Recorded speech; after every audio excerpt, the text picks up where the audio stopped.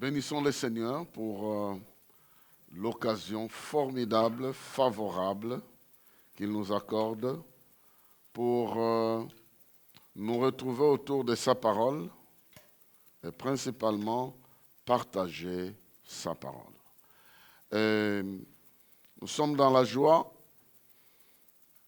que malgré tout et contre tout, le Seigneur nous accorde la possibilité de continuer et d'évoluer avec notre sujet de l'année, de l'émergence. Parce que dans le temps, dans l'espace et dans les conditions que nous traversons, rien ne peut empêcher au Seigneur de te sortir du lot et de te faire progresser sur la voie qu'il a déjà préparée pour toi.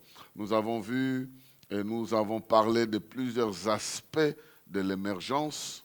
L'émergence à partir de l'ordonnance de Dieu. Dieu ordonne que tu sortes de là où tu es et tu sors aussi.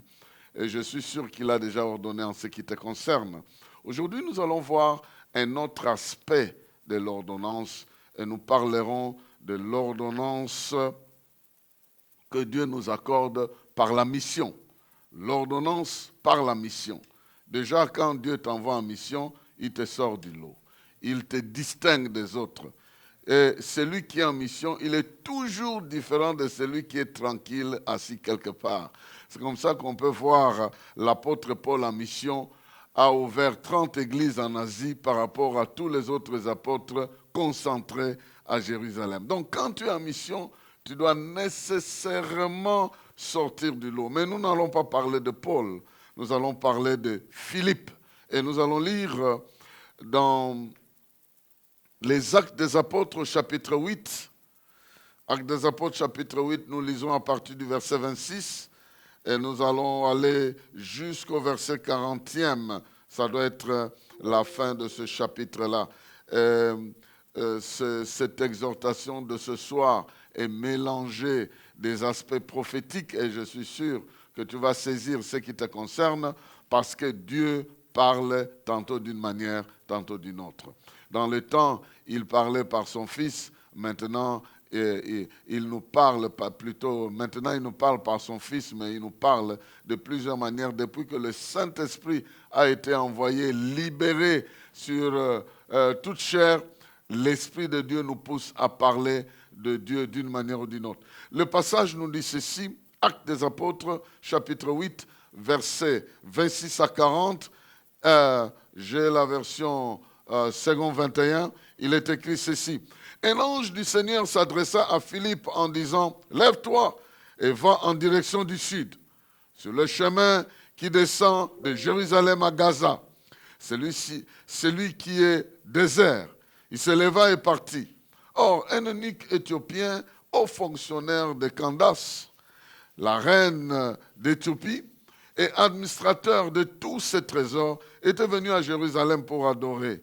Il repartait assis sur son char et lisait le prophète Ésaïe. L'Esprit dit à Philippe, « Avance et approche-toi de ce char. » Philippe accourut et entendit l'Éthiopien lire le prophète Ésaïe. Il lui dit, « Comprends-tu ce que tu lis ?» L'homme répondit, « Comment le comprendrai-je si personne ne me l'explique ?» Et il invita Philippe à monter, à s'asseoir avec lui. Le passage de l'Écriture qu'il lisait était celui-ci. Il a été conduit comme une brebis à l'abattoir, et pareil à un agneau muet devant celui qui le tond, il n'ouvrit pas la bouche. Dans son humiliation, la justice lui a été refusée, et sa génération, qui en parlera? En effet, sa vie a été supprimée de la terre. L'eunuque dit à Philippe, « Je t'en prie, à propos de qui le prophète dit-il cela? Est-ce à propos de lui-même ou de quelqu'un d'autre ?» Alors Philippe prit la parole et partant de ce passage de l'Écriture, il lui annonça la bonne nouvelle de Jésus. Comme ils continuaient leur chemin, ils arrivèrent à un point d'eau. L'eunuque dit, « Voici de l'eau, qu'est-ce qui empêche que je sois baptisé ?» Philippe dit, « Si tu crois de tout cœur, de tout ton cœur, cela est possible. » L'eunuque répondit, « Je crois que Jésus est le Fils de Dieu. » Et il fit arrêter le char. Philippe et l'eunuque descendirent tous les deux dans l'eau et Philippe baptisa l'eunuque. Quand ils furent sortis de l'eau, l'Esprit du Seigneur enleva Philippe et l'eunuque ne le vit plus. Il poursuivit sa route tout joyeux. Philippe se retrouva dans Azote. Puis il alla jusqu'à Césarée en évangélisant toutes les villes par lesquelles il passait. Quelqu'un peut se joindre à moi pour dire Amen. Pour dire Amen très très bien, parce que ce texte contient les paroles que Dieu veut adresser dans ta vie ce soir. L'émergence par la mission. Bien-aimé dans le Seigneur, si un jour Dieu t'appelle à faire quelque chose pour lui, cette chose-là ne te laissera pas inaperçue. Tu sortiras du lot et ce que tu feras pour lui sera connu dans le ciel, sur la terre. Et ce que tu feras pour lui te vaudra un jour une récompense. Parce que l'on ne fait jamais rien pour rien auprès de Dieu. Ce que l'on fait mérite une récompense. Ici, nous voyons que la vie d'un jeune homme se retrouve connu jusqu'à ce qu'il soit inscrit même dans la Bible, que nous puissions le lire, que nous puissions l'étudier. N'est-ce pas que à Jérusalem, lorsque l'Église a commencé, on avait élu 7 diacres, 7. Je ne connais pas les autres, on n'entend plus parler, ils sont restés tellement dans l'administration de l'argent et consorts. Ce monsieur Philippe se distingue. Il s'est déjà distingué par le choix des gens. Nous avons appris que les 120 qui ont commencé, qui ont reçu le Saint-Esprit, de ces 120-là, le premier jour, 3000 s'est ajouté. Et après, plusieurs autres se sont ajoutés. On a élu 7 personnes remplies du Saint-Esprit, dont Philippe. Il était déjà sorti du lot à partir du choix que les hommes ont opéré sous l'influence de Dieu pour lui. Mais je veux parler de 4 connexions. 4 connexions principales à laquelle la mission nous lie. Et à cause de cette connexion, tu ne peux que émerger.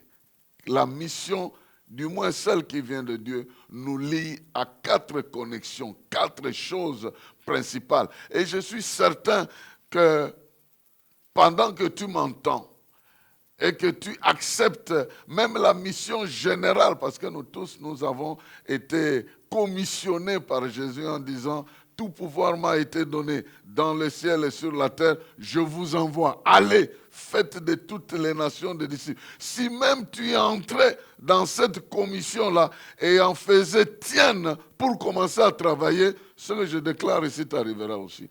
Parce que c'est une mission qui est divine, qui n'est pas humaine. La mission dont je parle, c'est celle que Dieu nous confie pour son royaume. C'est celle que Dieu nous confie pour sa gloire. Je ne parle pas de la mission que la maladie te confie pour aller commencer à parler d'elle partout où tu vas, en train de convaincre les gens que cette maladie, voilà, elle est dangereuse et tout ça. Ça, c'est la mission humanitaire. Moi, je ne parle pas de cette mission humanitaire. Je parle de la mission divine. Et je ne suis pas contre la mission humanitaire. Nous tous, nous la faisons.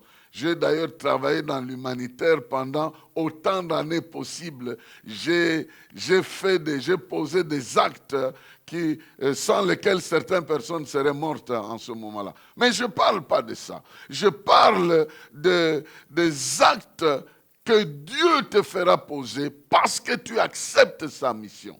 La première connexion, elle est une connexion avec le monde spirituel. La première connexion, lorsque tu acceptes la mission de Dieu, Dieu te connecte à son monde, à lui. Il te connaît, d'abord ton nom est déjà inscrit dans le ciel, mais il te connecte à son monde. Aussi longtemps que Philippe était à Jérusalem, il n'a pas vu un ange.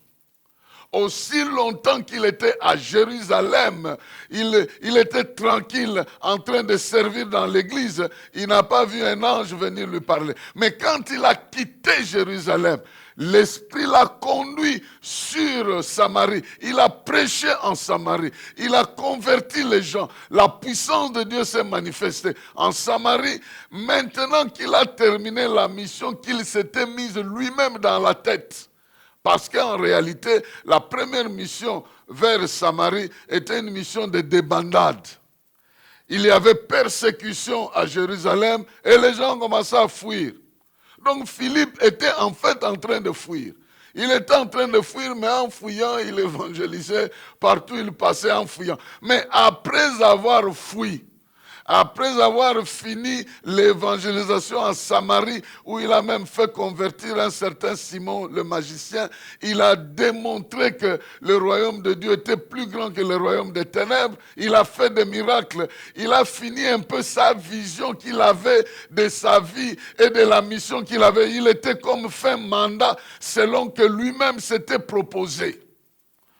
C'est maintenant que commence la mission de Dieu. Proprement dite, la Bible dit, l'ange de l'Éternel lui apparut. Oh, bien-aimé dans le Seigneur, je prie que tu serves Dieu comme tu penses. Mais chaque fois que ça sera Dieu qui pense que tu le serves, que tu sois connecté. Que tu sois connecté aux réalités spirituelles. Le jeune Jacob était en train de fuir son frère. Il a dormi quelque part et il a vu le ciel ouvert et les anges en train de monter et de descendre. Il dit, certainement Dieu était ici, je le savais. Il a pris conscience. Il était connecté avec le ciel quand il s'est reposé. Il a fui tellement loin son grand frère. Il s'est dit, à partir d'ici à Rozwangate, Nalala quand même. Il était fatigué. Sa fuite s'était arrêtée d'abord là-bas et le ciel s'ouvre. Bien-aimé, il n'est pas interdit de faire pour Dieu ce que tu penses. Mais il n'est pas aussi interdit à Dieu de te faire faire ce qu'il pense. Ce que tu fais pour lui ne l'arrêtera pas à te faire faire ce qu'il pense. Voilà pourquoi c'est normal de travailler pour Dieu, de chanter, de prier, d'intercéder. Mais il y a des moments où Dieu va te confier certaines choses particulières qui n'ont rien à voir avec ce que tu as à faire d'habitude. Qu'il en soit ainsi. Qu'il t'arrive des moments où Dieu t'inspire pour faire quelque chose de particulier. Il ne va pas t'arrêter de faire ce que tu as l'habitude de faire, mais il viendra te donner un mandat supplémentaire à ce qui est d'habitude, à ce que tu fais habituellement. Et lorsque ce moment était arrivé pour Philippe, la Bible nous dit, un ange est arrivé pour nous dire, va vers le sud. Bon, vous allez me dire, mais il était déjà rempli du Saint-Esprit. Il était déjà rempli du Saint-Esprit et il prêchait, il faisait des miracles, pas avec un ange, mais avec le Saint-Esprit. Mais si je dis qu'il y a eu une connexion particulière, c'est parce qu'il commençait à voir maintenant le monde spirituel. C'est de ça que je suis en train de parler. Dieu va t'ouvrir les yeux. Tu ne vas pas simplement parler en langue, mais il y aura des réalités spirituelles que tu vas voir pour élargir ton espace. Pour que tu ne sois pas simplement quelqu'un qui parle par la foi, tu peux aussi parler par la vue. La vue des choses célestes, la vue de ces choses-là. Les choses que les yeux des gens n'ont pas l'habitude de voir, les choses que les oreilles des gens n'ont pas l'habitude d'entendre. Dieu te permettra de commencer à entendre et de commencer à voir. Tu ne peux pas rester toujours au même niveau où tu es. Même si tu es avancé dans le service de Dieu, Dieu veut te élever davantage en t'ouvrant les yeux spirituels pour que tu commences à voir certaines choses, pour que tu commences à entendre certaines choses qui vont au-delà de là où tu as l'habitude de servir. Lorsque Dieu a prévu que l'évangile doit venir en Afrique, il a utilisé un Éthiopien. Ici, nous sommes dans l'histoire. Quelqu'un de très haut rang qui revenait de Jérusalem, il est allé adorer là-bas. Il rentrait. Malgré qu'il soit parti adorer, il ne connaissait pas celui qu'il est allé adorer. Il ne le connaissait pas. Il avait des moyens, il a acheté une grosse Bible. En ce moment-là, le Nouveau Testament n'existait pas encore. Nous sommes encore avec l'Ancien Testament. À cause de la connexion avec le monde spirituel, Philippe est entré dans le plan de Dieu et dans le programme de Dieu. Il savait où se trouvait l'intérêt de Dieu en ce moment-là. Ça ne se trouvait pas à Samarie. Si c'était comme l'un d'entre nous, après avoir évangélisé Samarie, même Simon le magicien converti, il allait commencer à faire des tours un peu dans la maison de ceux-là qui étaient guéris. Ah, toi tu avais la lèpre, hein, mais Dieu m'a utilisé puissamment, tu vois, maintenant tu es guéri. Il allait commencer à faire le tour pour récupérer un peu l'engenge, la joie, tout ce que ça fait là, en se vantant de tout ce qui s'est passé. Non, Dieu l'a changé. Dieu lui a ouvert la porte. Va! Et avec quelle vitesse il est parti? Ce monsieur avait la capacité d'être enlevé, de voyager. Ah, c'est là que les sorciers ne peuvent pas nous intimider. Ce monsieur s'est déplacé visiblement, physiquement. Il n'a pas laissé le corps quelque part. Il s'est retrouvé sur un chemin où passait l'eunuque éthiopien. Il s'est retrouvé là-bas. Ah bon, maintenant, nous avons appris que les gens ont disparu de prison. Ils se sont retrouvés ailleurs. Vous croyez que Dieu a cessé de faire quelque chose comme ça?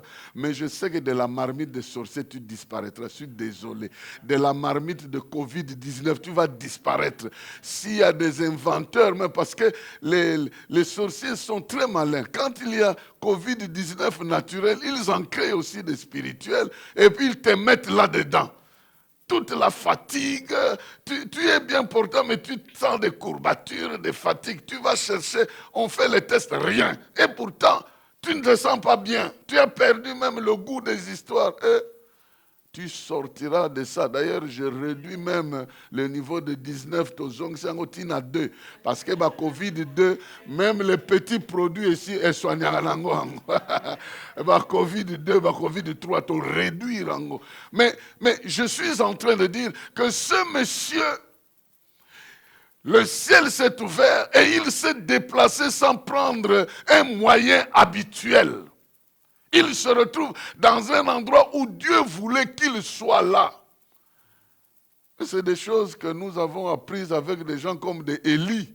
C'est comme ça que Abdias, le prophète, lui dit, je viens de te voir maintenant. Tu me demandes d'aller dire à Akab. Je vais lui dire, mais quand je vais rentrer, l'Esprit de Dieu va t'enlever, tu iras je ne sais pas où. Que le ciel soit ouvert dans ta vie.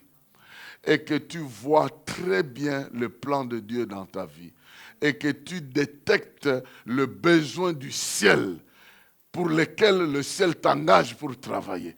Que tu ne dépenses pas de ton énergie pour n'importe quoi. Aller discuter avec des gens du matin au soir qui ne comprendront jamais ce que vous êtes en train de dire, qui n'accepteront jamais ce que vous serez en train de dire. Il y a des gens qui se plaisent à passer des heures et des heures à discuter avec des cherchants, à les convaincre. Et pourtant, ils sont dans une religion, ils sont dans une logique où ils n'accepteront jamais ce que vous dites.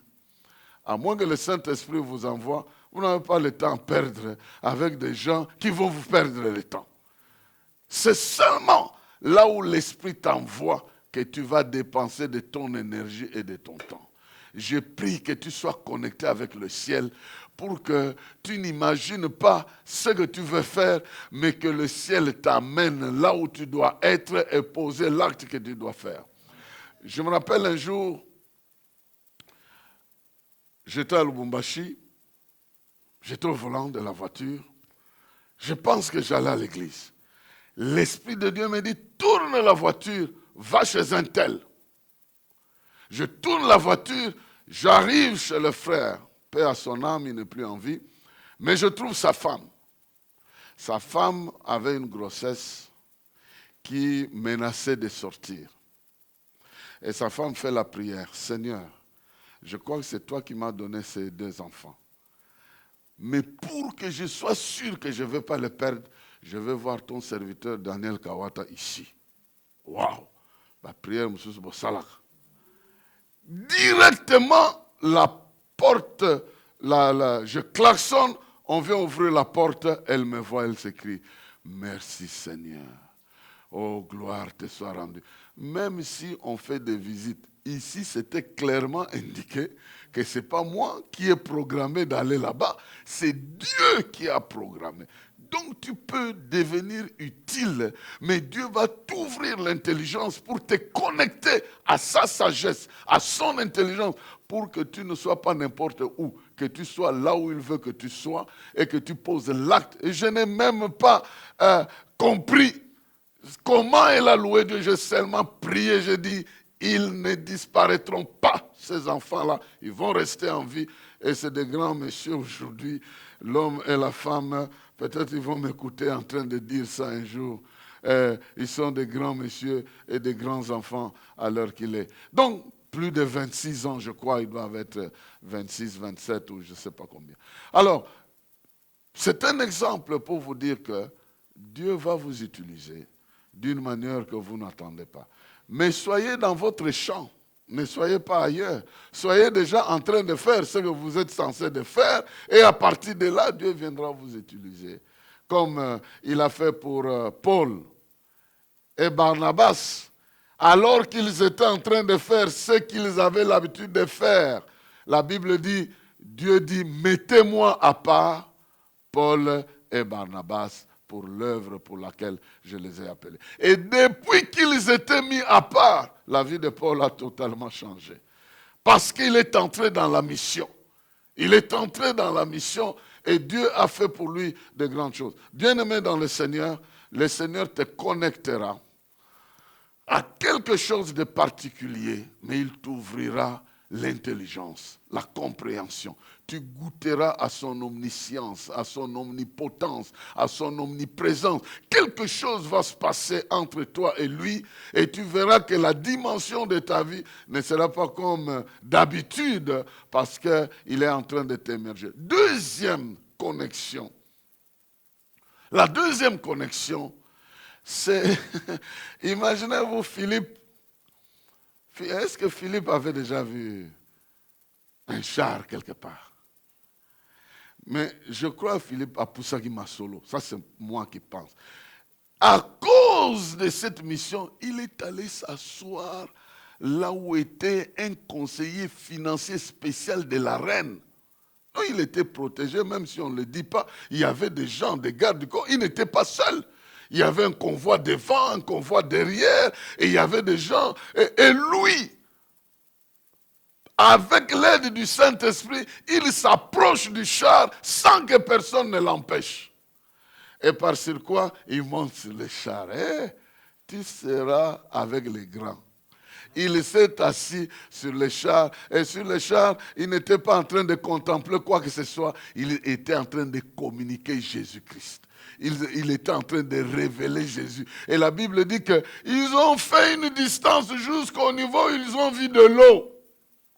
Mais à quelle distance il est monté, jusqu'où ils sont allés pour qu'ils voient de l'eau, on ne connaît pas. Mais il était sur le char. Est-ce que tu sais que Dieu va te faire asseoir avec des gens importants que tu penses importants, parce que toi, tu as quelque chose d'important pour les gens importants.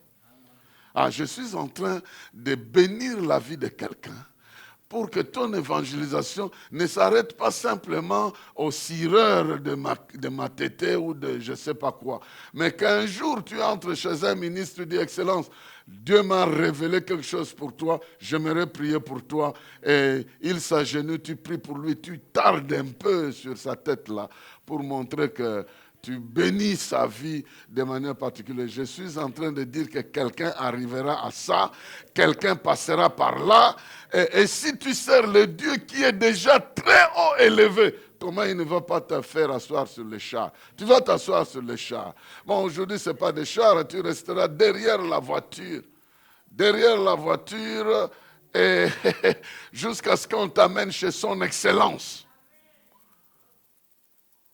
Et on te fait entrer. Évangéliste, bon, il y a des farceurs, mais toi, tu n'es pas farceur. Il y a des prophètes, mais toi, tu n'es pas celui-là. Toi, tu seras celui spécialement mandaté par Dieu, authentique. Oh, tu entres comme ça. Et Dieu te fait faire des choses que toi-même, tu n'as jamais imaginées. Monte sur le char, il est monté. Est-ce que tu comprends ce que tu es en train de lire? Mais comment comprendrais-je? C'est la même logique avec Joseph. Trouvez-vous quelqu'un de très intelligent pour qu'il gère ces biens-là parce que le rêve que Dieu a donné. Où trouverons-nous encore quelqu'un? Dieu mettra dans ta tête la vie de quelqu'un, tu iras lui expliquer ça et à partir de là, il te laisse la porte ouverte pour faire quelque chose. Il y a un engagement qui va se faire dans ta vie, pas par la voie de je viens très respectueusement auprès de votre très haute responsabilité. Non! Ça ne viendra pas par cette voie-là. Ça viendra par voie de révélation où la connexion va se faire et tu entres là, immédiatement tu commences à travailler. À la sortie, plus de taxi, on vient te déposer. Maintenant, les autres bailleurs, les autres plutôt locataires te voient. Les lois sont une taxi, on a on commencera de koya joyeux jusqu'à ce que tu te joueras toi-même, c'est-à-dire tu retourneras toi-même. Je suis en train de déclarer ça parce que ça va arriver dans la vie de quelqu'un. Du fait que tu te places dans la mission de Dieu, Dieu t'ouvrira des portes où tu iras annoncer des choses que les gens n'ont pas entendues, des choses qui répondent aux besoins des gens qu'on n'a pas l'habitude de consulter. Des gens qu'on n'a pas l'habitude d'approcher, mais que Dieu trouvera une issue pour toi, pour l'approcher, afin que quelque chose arrive dans ta vie et dans la vie de celui-là. Joseph n'a jamais signé l'audience pour Pharaon, mais la porte lui a été ouverte pour quelque chose qu'il a fait, non pas chez Potiphar, en prison, pour quelque chose qu'il a fait dans un état de prisonnier, ça le sort de là. Simplement parce qu'il avait une mission. Il avait une mission. La prison ne peut pas te retenir dans cette mission. Potiphar ne peut pas te retenir dans cette mission. Samarie ne te retiendra pas dans cette mission. Dieu t'ouvrira la porte. Tu vas t'asseoir avec l'Éthiopien en train de parler, de lui expliquer. Imaginez-vous en train d'aller aussi. Et l'eau, Dieu a retardé que l'eau soit un peu plus tard. Comme ça, le monsieur là, pour sa première fois, Amata quand même Nachar. Amata Nachar. Amata Nachar. Qu'est-ce que tu crois? Les gardes-corps t'ouvrent la porte. Moi, le premier jour, je ne savais pas que les Blancs aussi étaient des taximens.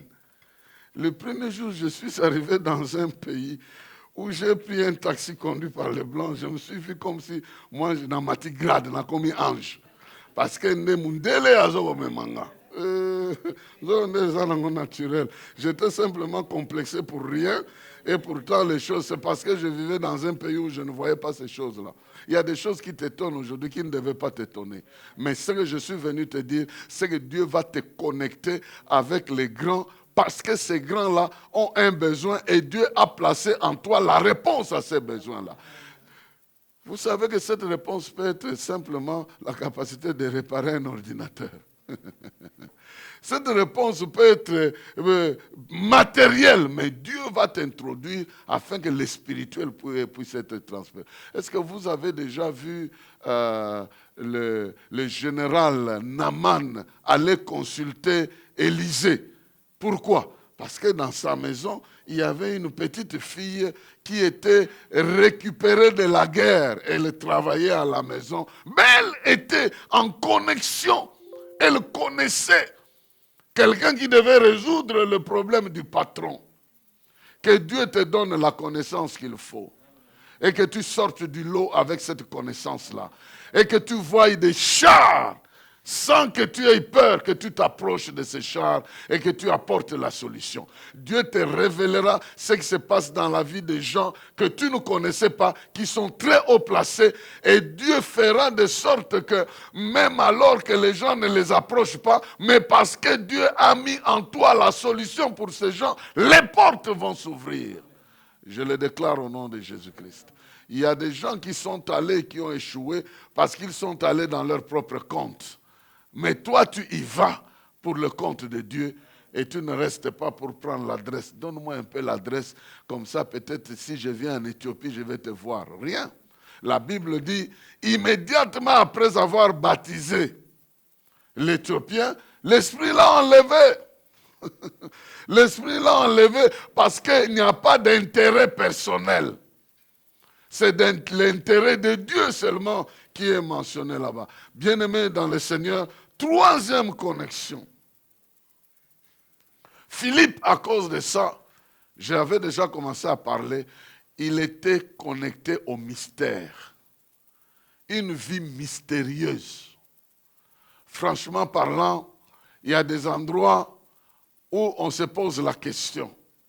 La Bible dit qu'il était enlevé, il s'est retrouvé à Azote. Il s'est retrouvé dans une ville, enlevé physiquement. Je reprends ça. Si Dieu te donne la vision, il te donnera la provision. Dans sa provision, il y a des mystères.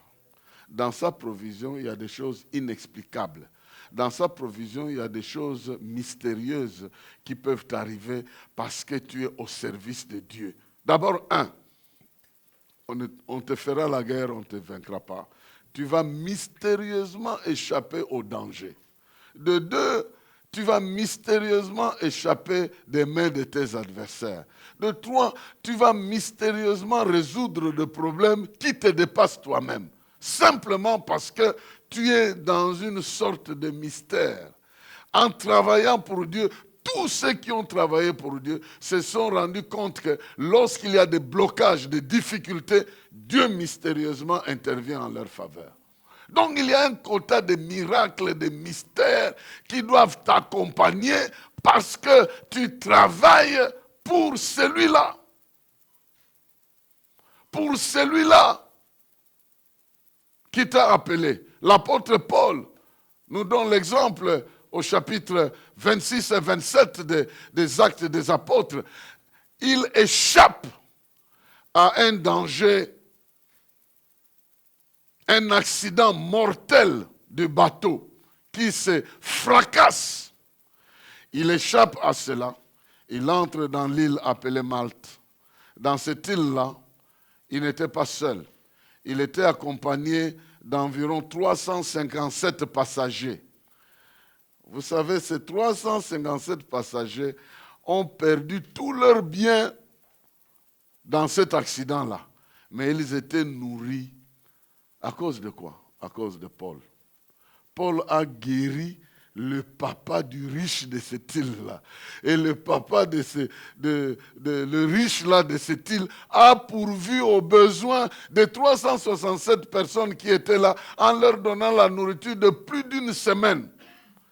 Si chacun devait consommer $10 par jour, donc vous prenez 367 par 10, vous avez $3 570 qu'ils dépensaient. Ils ont fait une semaine là-bas, il leur a donné la provision de 3 semaines. Calculez un peu de l'argent qui a été dépensé par un simple miracle.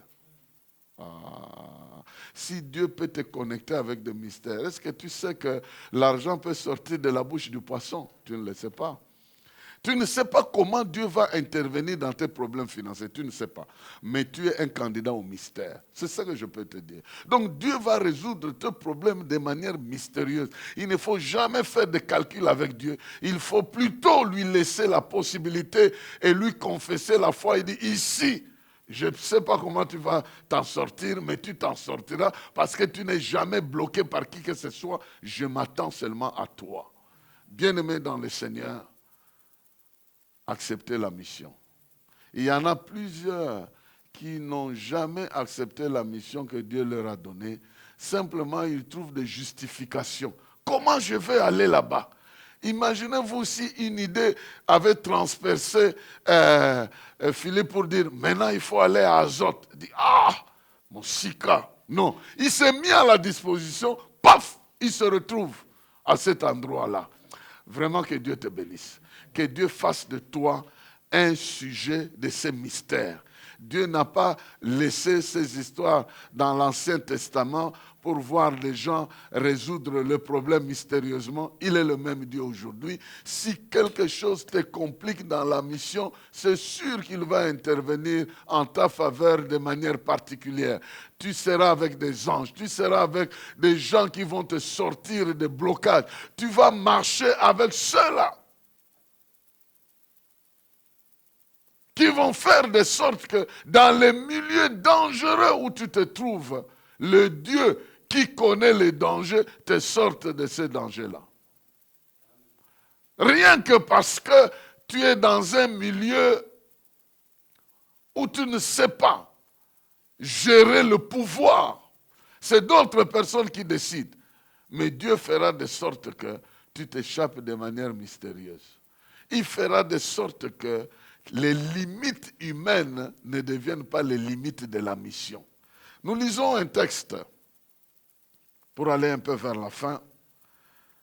La dernière chose, Dieu devra te connecter à une certaine grandeur, une certaine notoriété.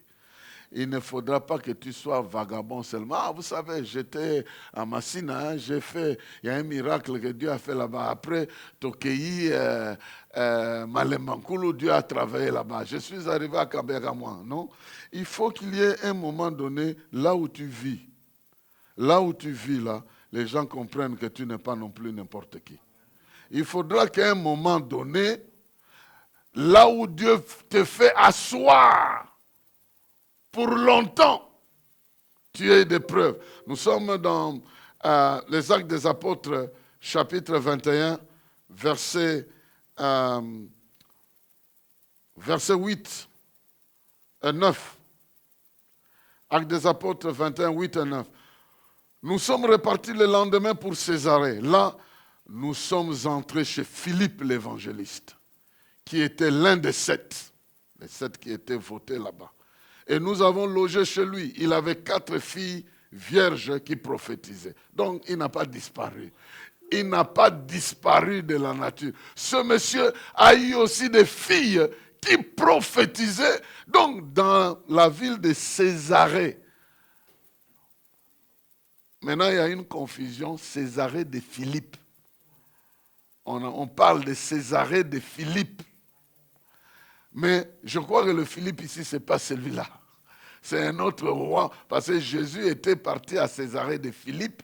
C'était là où il y avait, là où les grands généraux venaient fêter. Et dans cette ville-là, historiquement, il y avait des effigies des grands généraux. C'est là où Jésus a posé la question, qui dites-vous que je suis ? Parce que quand vous voyez tous ces grands de la terre ici, qui dites-vous que je suis? On lui a dit, ah, les uns pensent que tu es Jérémie, mais vous, non, tu es le fils du Dieu vivant. Donc, malgré ces généraux ici, vous reconnaissez que je suis le fils de Dieu. Donc, ça ne vient pas de vous. Imaginez, Philippe entre dans une ville. On connaît chez lui. Tout voyageur sait que, parce que Paul, il ne voyageait pas seul, il voyageait avec toute une équipe. Donc, il ne vendait pas à Nani. Qui est capable de nous accueillir ici? Philippe. Il n'a pas laissé la grandeur dans la rue de l'Azote. Il n'a pas laissé la grandeur partout où il est passé. Dieu l'a béni même matériellement. Il est parmi les notables de l'endroit. Ses filles sont connues comme des prophétesses et sa mission d'évangéliste est toujours reconnue. Bien-aimé dans le Seigneur, si tu travailles pour Dieu, tu termineras ta vie dans la grandeur. La grandeur t'accompagnera. La grandeur te fera achever la course. La Bible dit, ceux qui vous ont précédés, voyez comment ils ont terminé la course. Il y en a de ceux qui ont terminé grand. Ce monsieur Philippe était reconnu. Il était une référence dans la ville où se retrouvait. Et parce qu'il était une référence, les gens pouvaient aller loger chez lui. Imaginez-vous s'il avait une chambre et un salon où il se partageait avec les enfants. Est-ce qu'il allait encore recevoir la visite? Non. Tu seras une bénédiction pour les gens qui sont déjà des bénédictions. Ici, l'apôtre Paul non plus n'était pas n'importe qui, mais il est logé chez Philippe. Il est logé chez Philippe. C'est-à-dire, tu deviens un grand parmi les grands et les grands te sollicitent parce que depuis que tu t'es assis sur le char, tu as eu le goût de la grandeur. Dieu ne t'a pas enlevé de cette grandeur, il t'en a donné aussi de toi-même. Ah, je bénis quelqu'un ici pour déclarer que non seulement Dieu te fera goûter ailleurs, mais si tu restes évangéliste, si tu restes dans la ligne où tu es appelé, il te bénira dans ces conditions-là. Tu ne manqueras de rien et ton nom sera toujours reconnu parce que Dieu travaille dans l'ouverture. Il ne travaille pas en cachette, il fait des choses visiblement. Il fait des choses ouvertement, il fait des choses légalement, il fait des choses publiquement. Tu seras publiquement béni, légalement béni, officiellement établi et ta notoriété sera connue de tous parce que Dieu te connecte à la grandeur. La mission que tu as est connectée à la grandeur. Il y avait 7 diacres, on n'entend pas parler d'eux. Celui-ci n'était même pas un apôtre au départ. Il était un simple diacre, il est devenu évangéliste. Bien-aimé dans le Seigneur, je suis venu parler à quelqu'un aujourd'hui pour lui dire que tu peux émerger en acceptant d'entrer dans la moisson, en acceptant d'entrer dans la mission. Parce que la mission te connecte avec le ciel. Tu ne verras pas n'importe quoi, tu verras des choses que Dieu t'aidera à voir. Jésus a dit dans Jean chapitre 1er, verset 51, que vous, parce que vous vous connectez à moi et que vous me suivez, vous verrez désormais le ciel ouvert et les anges monter et descendre sur le Fils de l'homme. Je prie que la notion des anges ne soit pas une théorie pour toi. Que tu en rencontres quelques-uns parce qu'ils sont là. Que tu les voies, que tu parles avec eux, qu'ils fortifient ton cœur, mais ils ne feront jamais quelque chose qui dépasse ce que le Saint-Esprit fait. Ils vont t'aider, mais le Saint-Esprit sera là pour gérer toute l'atmosphère.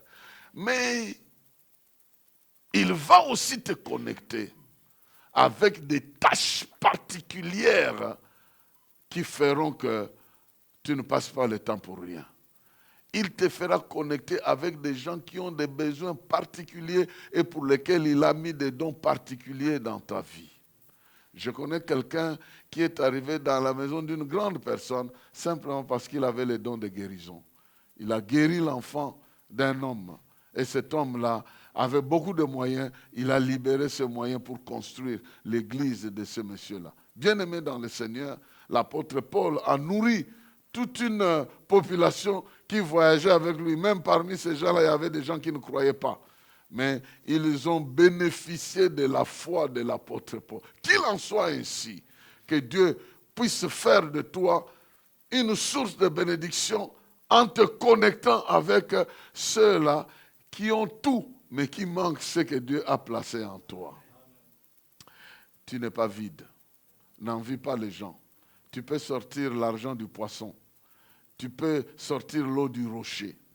Tu peux faire quelque chose, Dieu peut te faire quelque chose parce que tu es dans sa mission. Non seulement cela, mais sache que ta vie avec Dieu portera une portion de mystère que toi-même tu ne comprendras pas. Il y a des choses qui t'arriveront et qui feront que tu échappes de manières qui t'échapperont aussi. Alors il faut laisser cette partie-là à Dieu parce que ta vie va comporter une partie de mystère. Des choses que Dieu va gérer dans ta vie que tu ne comprendras pas. Parce que tu es dans sa mission. Il y a des gens qui ont échappé à des grands dangers sans se rendre compte. Il y a des gens qui ont fait des choses incroyables sans se rendre compte, simplement parce qu'ils sont dans la mission. Dieu va se permettre d'utiliser son pouvoir. Mais aussi, la mission va te connecter à la notoriété. Tu vas grandir, avancer en âge, devenir vieux. dans la mission et devenir un monument, un baobab, pour que les autres puissent sortir de toi. Que de toi sortent des gens purs, comme Philippe qui avait 4 filles, qui n'étaient pas n'importe quel type de filles, mais qui étaient restées fidèles jusqu'à leur mariage, mais qui ont été des prophétesses reconnues dans la ville. Bien-aimé, que Dieu te bénisse parce que tu acceptes sa mission. Et en acceptant sa mission, il va faire de toi un instrument différent des autres. Car il y a toujours une différence, nous dit Malachi, une différence entre ceux qui servent le Seigneur et ceux qui ne le servent pas. Que Dieu te bénisse. Qu'il bénisse sa parole au nom de Jésus-Christ.